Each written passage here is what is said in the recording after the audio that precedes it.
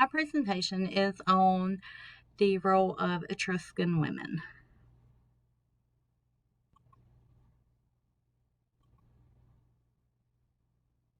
The Etruscan civilization began after 800 BC.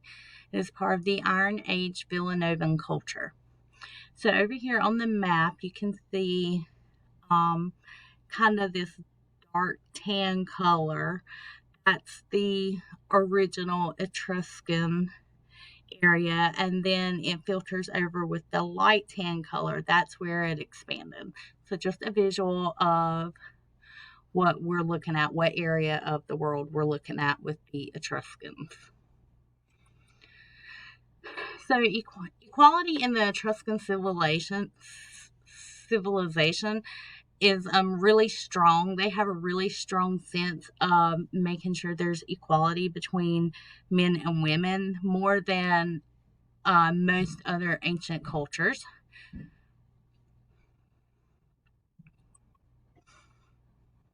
So the role of the Etruscan women and their children.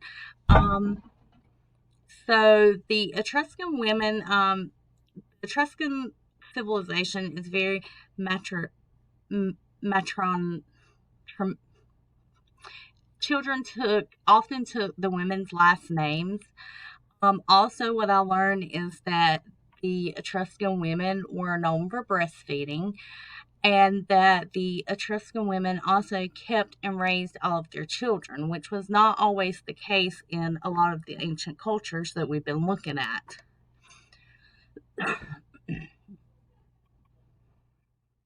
So Etruscan women were included in banquets. They were allowed to participate in banquets and festive dining. They went to like dinners and what we would think as parties.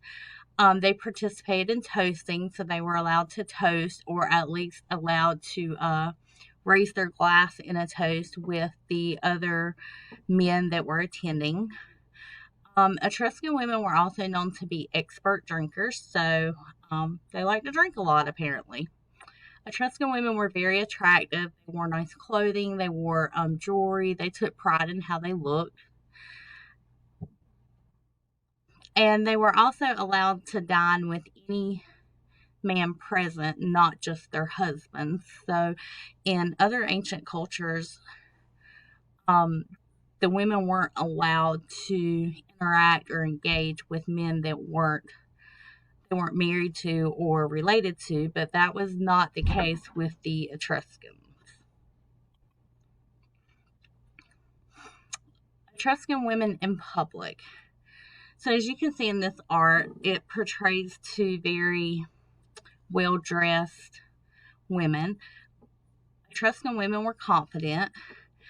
They were allowed to hold visible public roles. They were allowed to inherit property or have property in their name, which was not the case in a lot of ancient cultures. A lot of ancient cultures didn't allow their women to be able to obtain property. The Etruscan women were allowed to keep their surnames, so their maiden names. They weren't obligated to take the last name of the person that they married. They were allowed to keep their own last name. Etruscan women were literate, so they were well educated. They could read and write and speak. And Etruscan women were also allowed to participate in sporting events. So some other roles of the Etruscan women were very domesticated. They could run their household, much like women today. They also were able to work in textiles, so they could make stuff, make jewelry, work in weaving and things like that.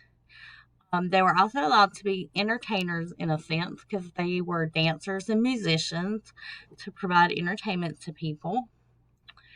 They were allowed, they cooked, served. Like I said before, they were allowed to be athletes, and they also had female deities in the Etruscan civilization. So the funerary customs, in the Etruscan civilization, they were known for having multi-generational tombs. So what that means is that a lot of times there would be a tomb with the entire family in it instead of just one person. It would have a chamber for the husband and wife, a chamber for the children, or things like that. Um, in their tombs, it was common for them to not only have their bodies, but urns, jewelry, pottery, clothing, anything like that that were special or meant a lot to them. And typically, the husbands and wives would share the same chamber in a tomb. And this is the page of my citations where I've got a lot of my information from.